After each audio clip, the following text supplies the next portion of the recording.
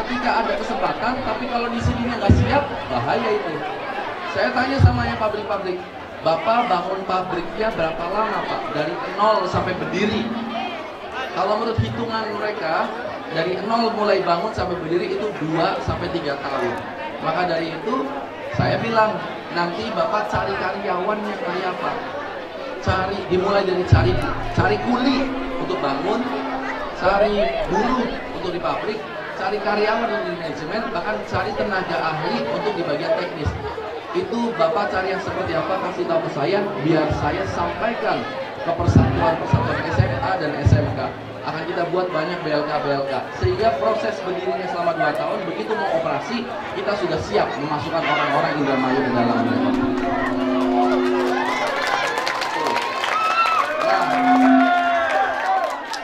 Ketika itu adalah kesempatan untuk anak-anak muda, ibu-ibu yang setengah muda setengah tua, kan ada yang setengah muda setengah tua, ini bagaimana nasibnya?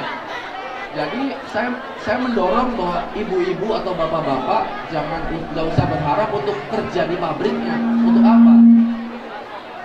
Karena biarkanlah anak-anak muda di bawah 30 tahun yang bekerja di pabrik, bekerja sebagai karyawan, sebagai teknisi. Ibu-ibunya mempersiapkan diri untuk usaha, Bu. Karena saya sudah hitung kemarin, ada 16 pabrik yang akan buka, itu di Losarang, itu baru awal ya, belum lagi di Sutra dan Patro dan Gantar. Itu kalau semua saya hitung secara kasar saja, itu bisa sampai 30.000 karyawan, buruh dan karyawan.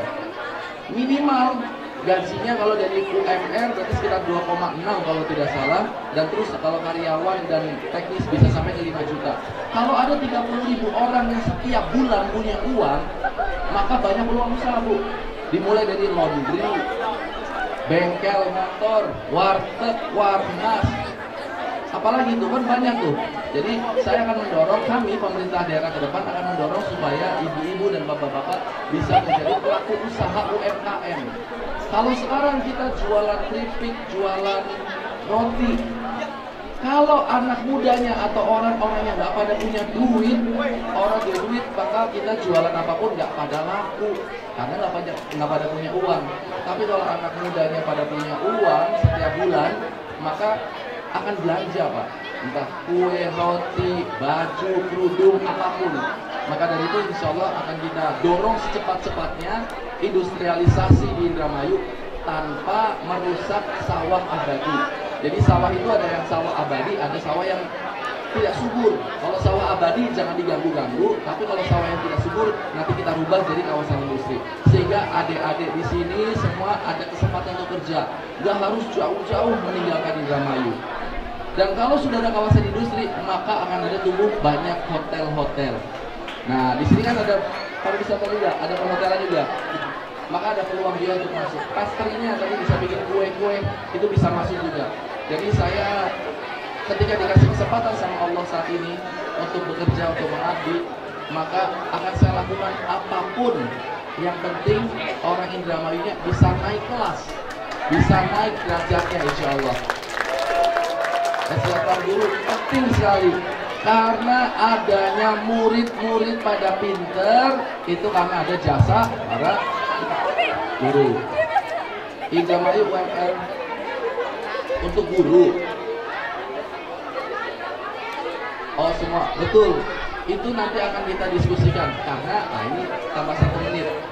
Kita sempat berpikir ketika kita memastikan UMR-nya tinggi, ada beberapa pabrik-pabrik yang padat karya memindahkan ke daerah yang lebih murah.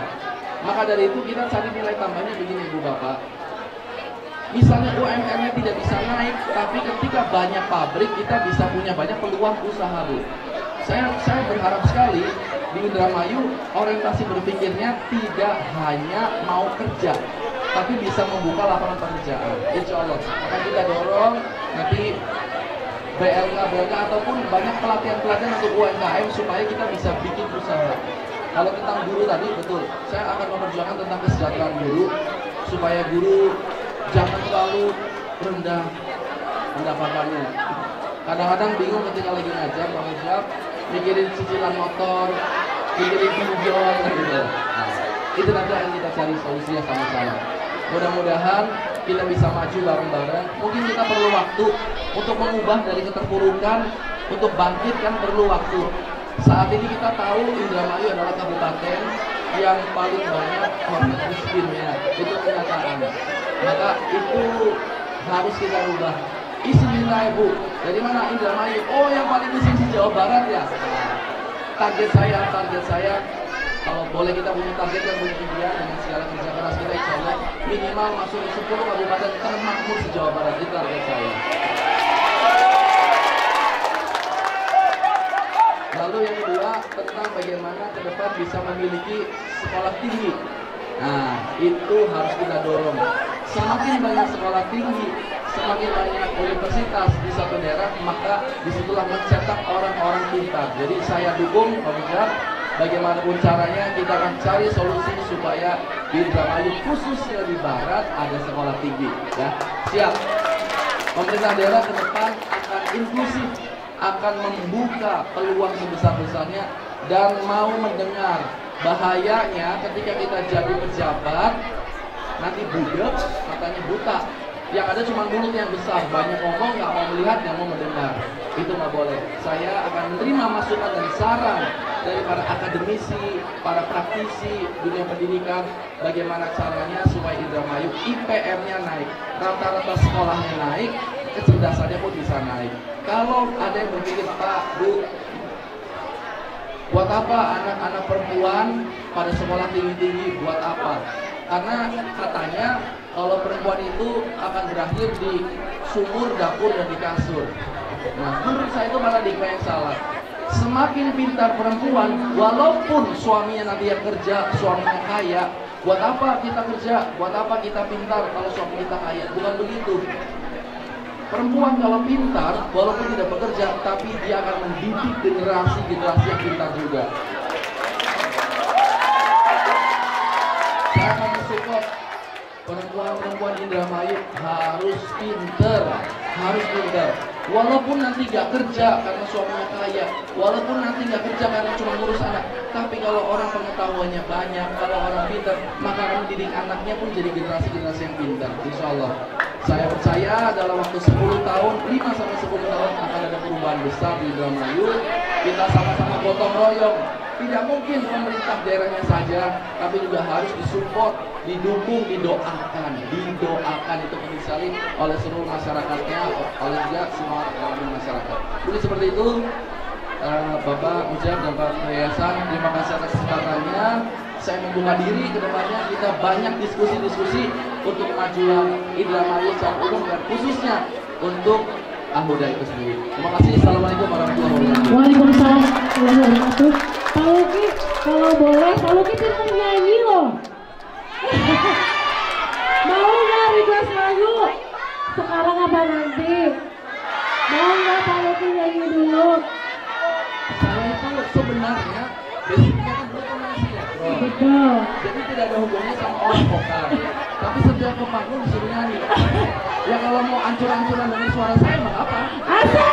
Mana lagu apa? Jangan berharap suara bagus ya.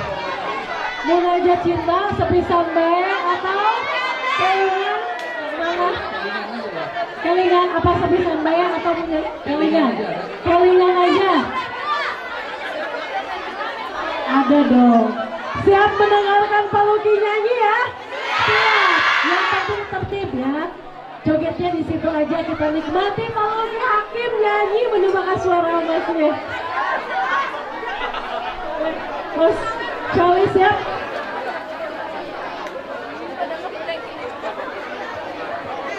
Saya sering dengar lagunya Pak Luki yang Sepisan Bae, itu keren banget ya. Ayo, ada yang bisa nyanyi ya? Oke, silakan. Pak Luki.